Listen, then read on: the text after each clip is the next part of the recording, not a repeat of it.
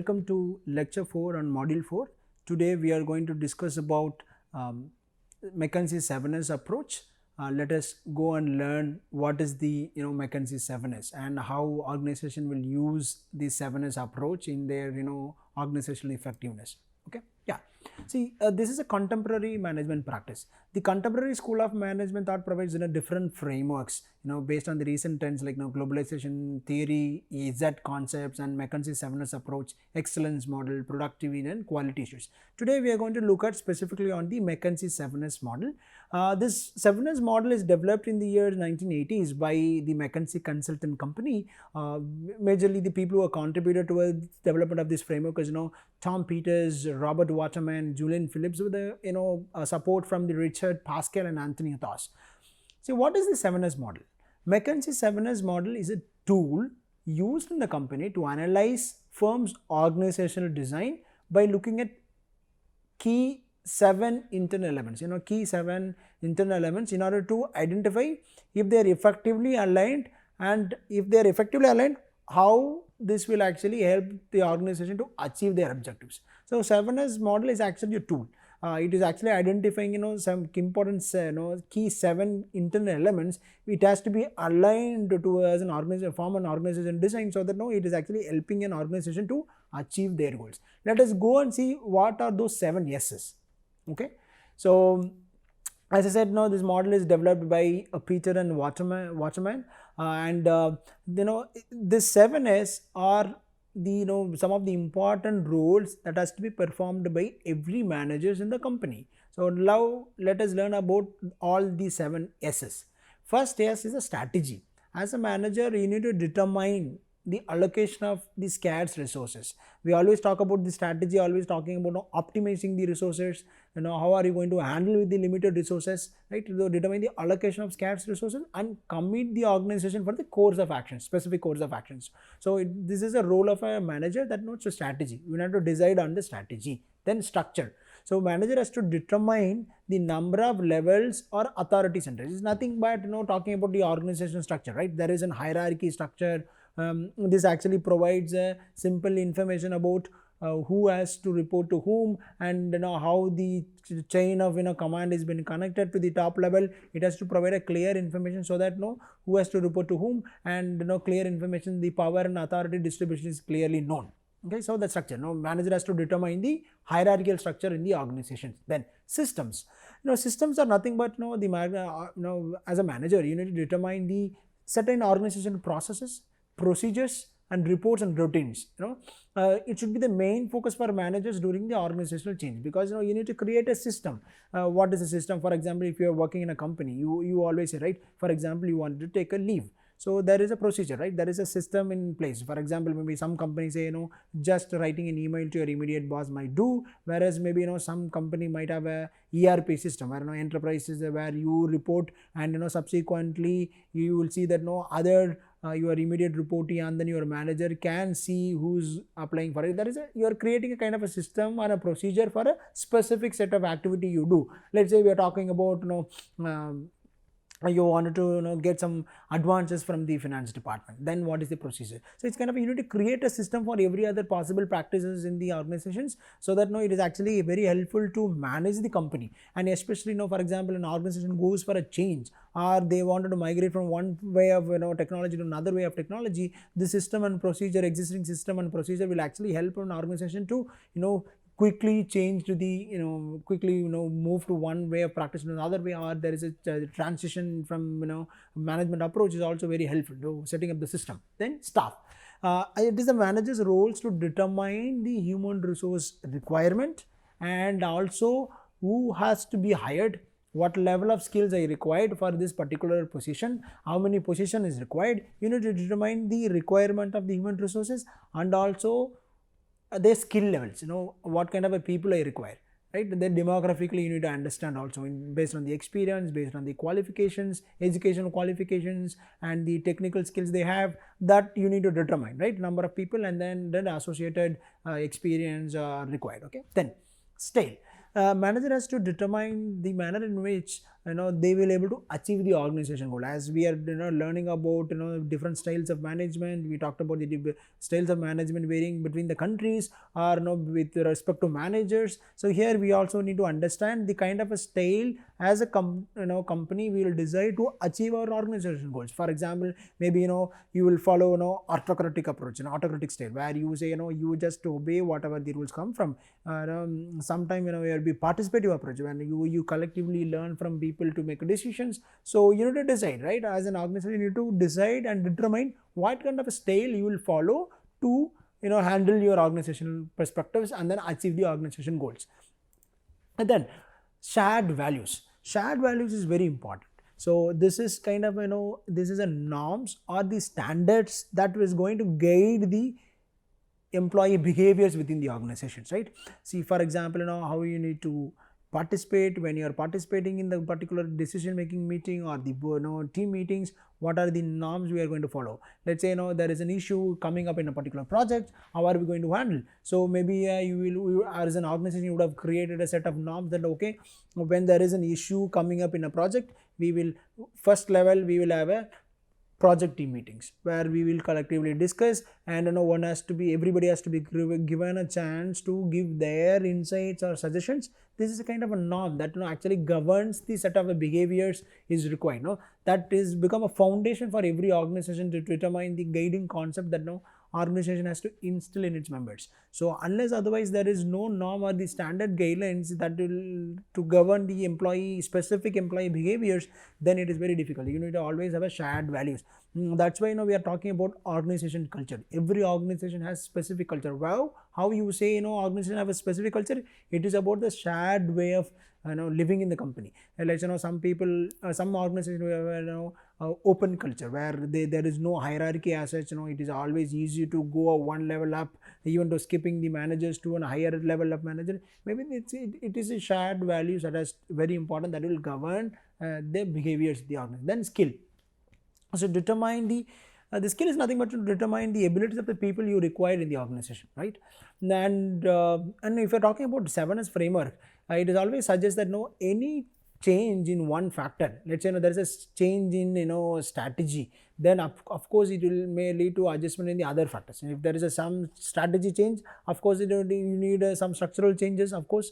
Then if you look at when the structural change is happening, then you need to quickly associate the system changes. The system change will say, okay, strategies, we want to expand the business, then my staff requirement will be different, right? The staff requirement is different, then I need to determine my shared values, right? For example, if you are bringing in different countries to participate with your company, then your values have to change quickly. Then skill requirement is also changing. Then very recently some section of the people also introduced the concept of 8S. There is one more has been added, which is streaming. Streaming which is direct, is nothing but any areas which is either indirectly or directly influences shape of the other S factors. Okay, so we will look at this 7S framework.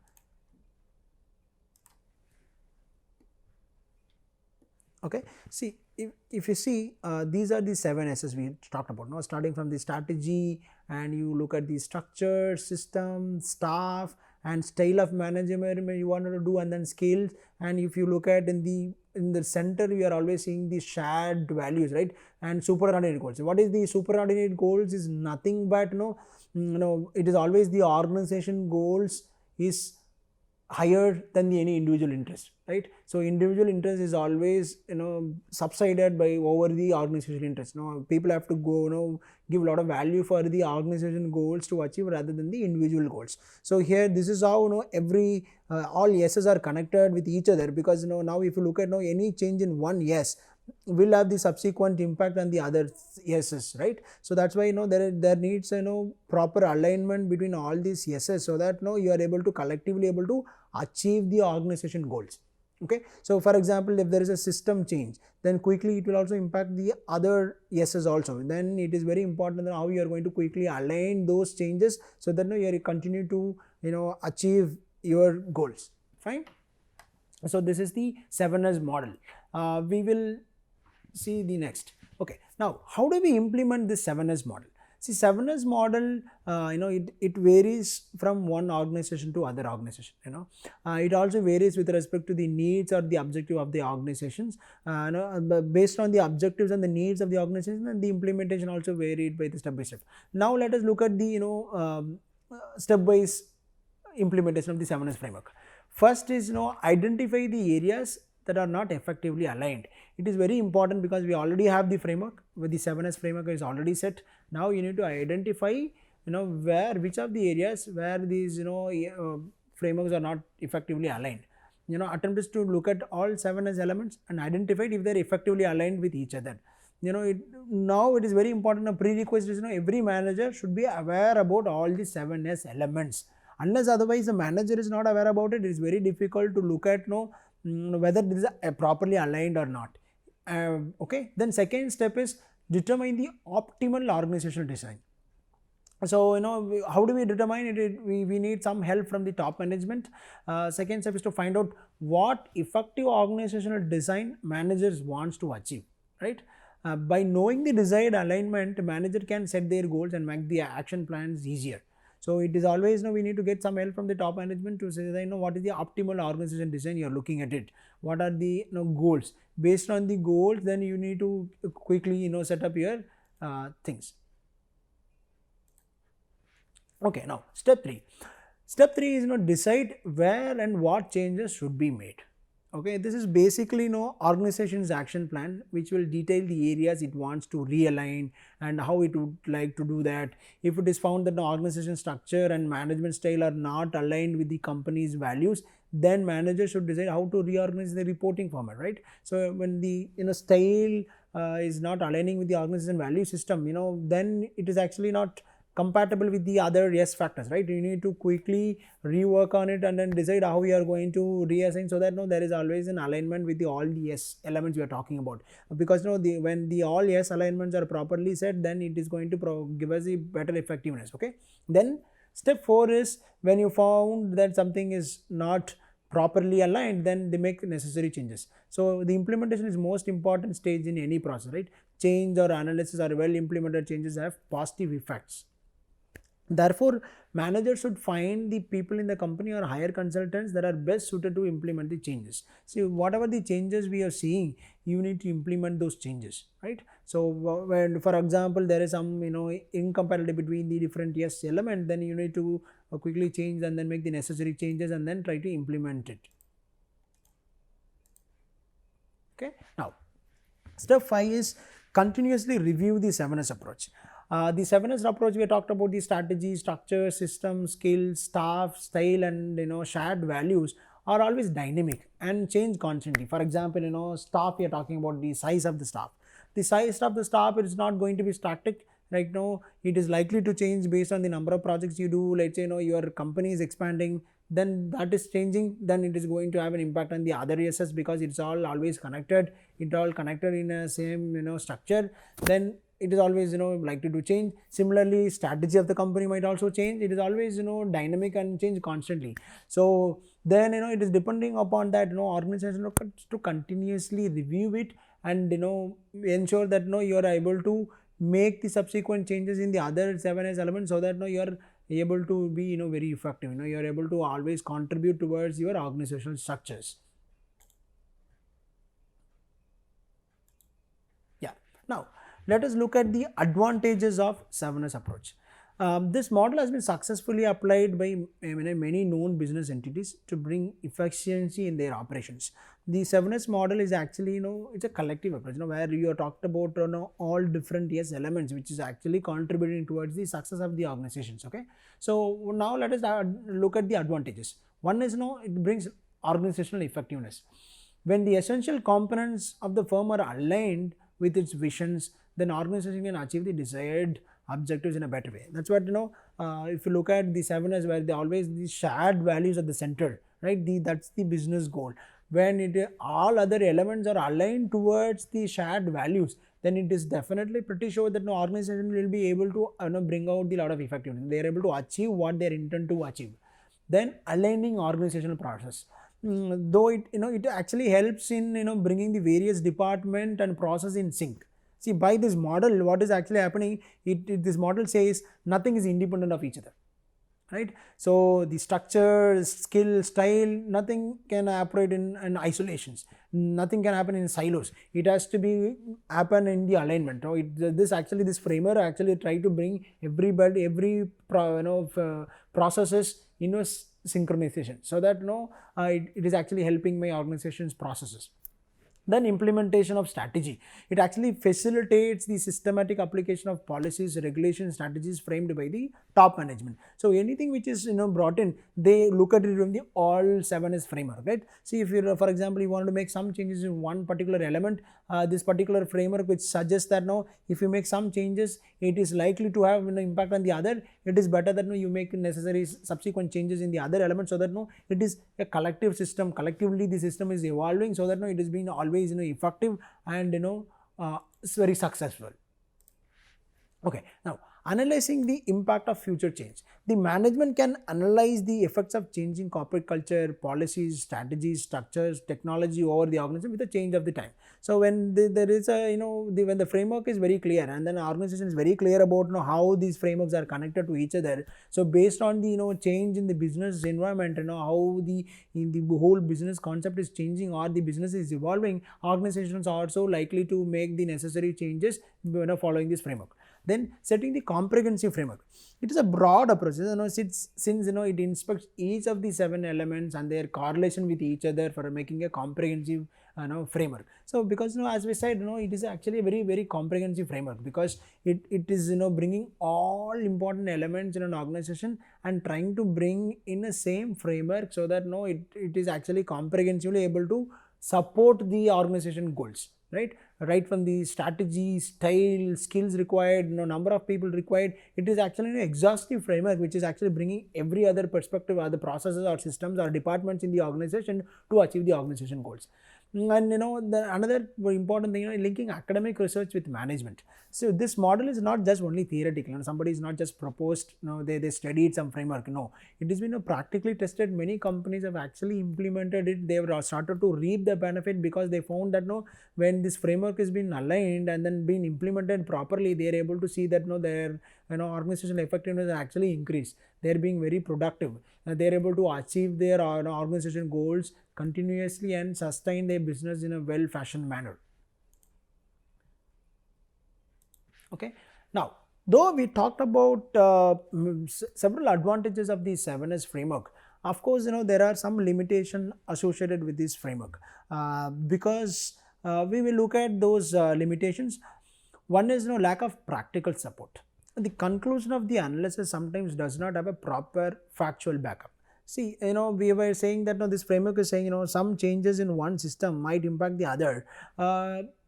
Sometimes this analysis sometimes it do not provide the factual backup, in the sense it do not provide the sufficient evidences to prove that yes, there is going to be an inconsistency if there is some changes in one particular element, right? Then there are some loopholes in strategy formulations. There are possibilities that the management may overlook some of the minute facts while framing or implementing the strategies. That is likely to happen, right? Sometimes management may not enlist every complete information on a strategy formulation itself. When companies or management people overlook some of this, and based on that if you make subsequent alignment in the all other elements, then is what is actually happening is you are missing out some key information, and then you are actually, based on the incomplete information, you are trying to align and fix all the integrated framework, which is actually collectively going to fail. Correct? Because it is always likely to some important information might be missed out in the strategy formulation, because strategy formulation will also impact the other, because we are saying it is always connected. All 7 elements, elements are all connected with each other. If something is missed out in a strategy, of course it is going to impact, right? And lack of proper explanation of strategy. When it comes to the accomplishment of the strategies, the analyst fails to explain such applications clearly. Sometimes analysts may not provide the sufficient inputs to explain it clearly, the strategy, why the strategy, how the strategy can be implemented, all this. Okay, then it is a static model. it is not dynamic in nature. Though we talked about there is always a change in all of these elements, but as a model it is very static. It is not providing more scope to add in some more additional factors into it, so that as the time progresses, as the business evolves, as the world is growing and the companies are having multiple different practices with the technological advancements, this framework is very static in nature. It doesn't provide scope for adding some more element, and especially in the short term, these results cannot be analyzed so soon. Now we are talking about the business opportunities are very fragile, and even the futuristic estimation, they look at it is on a very short term orientations, right? They look at 3 months project, 6 months projects. In that particular short term things, this framework do not provide that sufficient time to analyze and provide the sufficient inputs to make this framework effectively support it. So that's why this being a very static model and difficult to assess the validity. It is very difficult to evaluate the degrees of suitability of this model in a business organization. Though we are talking about this framework is very effective, yes, of course there are advantages, but how do you assess the validity? The validation has to be done by looking at how it is being effectively applied, and the easy applications. Let's say you are hiring a manager. As a manager, how will be able to quickly understand this framework and then implement it, right? So the validation, the validation always comes with the success produced in the company, right? Let's say now I'm introducing some particular model. That model validation has to be seen by implementing in a particular organization, and try to see the validation in different time zones also. Different organizations, different kind of industries and sectors, I need to go implement it and see the success, then the validation is brought. Whereas it is very difficult to evaluate the degrees of suitability of this model in a business organization. Maybe it may be very suitable for only kind of specifically kind of let's say consulting firms, maybe for IT organizations, that this particular model may not be that suitable in all other business functions or the domains as well. Okay. Then another important thing is it actually ignores the external environment. This framework emphasizes analyze on the internal factors. Now all these 7 S elements we talked about, strategy, system, structure, style, skills, shared values, or we are talking about skills, everything is all internal to the organization, right? This is not providing enough scope to doing the environmental scanning, meaning that beyond these internal factors, go beyond the organization. When especially if you're talking about any framework or a model for a business entity, it is very important that every business entity is going to be impacted by the external factors. So even any decisions made in an organization is always considering what are the opportunities at the environment, right? So environmental scanning is very important, but this framework has neglected these external factors which is actually having a substantial effect on the business operations, right? For example, government policy changes. When the policy changes, it is going to impact my business, but this framework did not provide a sufficient scope to figure out or configure that particular component of external factors. It is only considering the internal factors. Based on the internal factors, yes, it is it's absolutely a great framework. Internally you are able to see how your strategy is actually governing the setting these structure, establishing a structure in the organization, how structure is creating to the system you create, the procedures you create, then system is being connected to the style of decision making in the organization,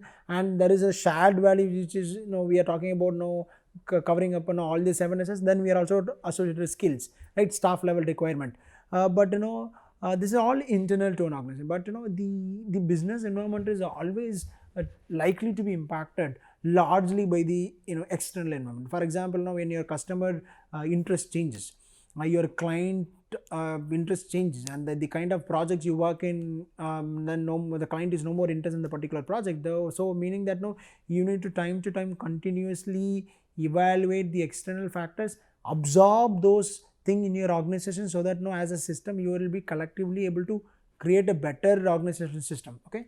But despite the limitations, 7S tool strongly believes that organization values hold significance Why we are talking about organization values hold significance? Because we talked about even in the same 7S framework, we have seen that shared values, superordinate goals. Superordinate goals is nothing but organization interest is the priority than the individual interest, while nurturing the business where other aspects are framed in alignment with this factor. So this framework, in this, the central part of the framework is the shared values, superordinate goals, organizational interest. That is the shared values that is actually driving the other elements in the organizations. Essentially, that framework is very importantly reinstating the fact that it is only the shared values and the values of the organization is going to make other factors intact, and moreover, whatever the organization value, that has to be reflected in the other elements of the organization also. If an organization ignores organization value system in the other aspects, then that particular framework will not have. Okay, yeah. So these are the references. For the 7S framework, and today we learnt about the 7S McKinsey 7S framework, which is now developed at the McKinsey company by Peter and Waterman. The 7S is talking about the strategy, talk about the structure, talks about the staff, system, and the style of management. It also talked about the shared values, and then it talked about the skills required. And on this framework and the 7S framework, with the central tenet is the shared values, which is nothing but an organization value system, which is actually aligning with the all the 7S system, which the 7S framework is talking about. Organizational design has to be effectively aligned with all the key elements in the organization, so that it is collectively able to achieve the organizational goals. If there is any incompatibility, any changes in one particular element, which has to have a subsequent changes in the other elements, so that you are actually making those changes in the elements, so that you are able to continue to achieve the organizational goal. Okay, yeah, we learnt about the 7S framework today, and thank you.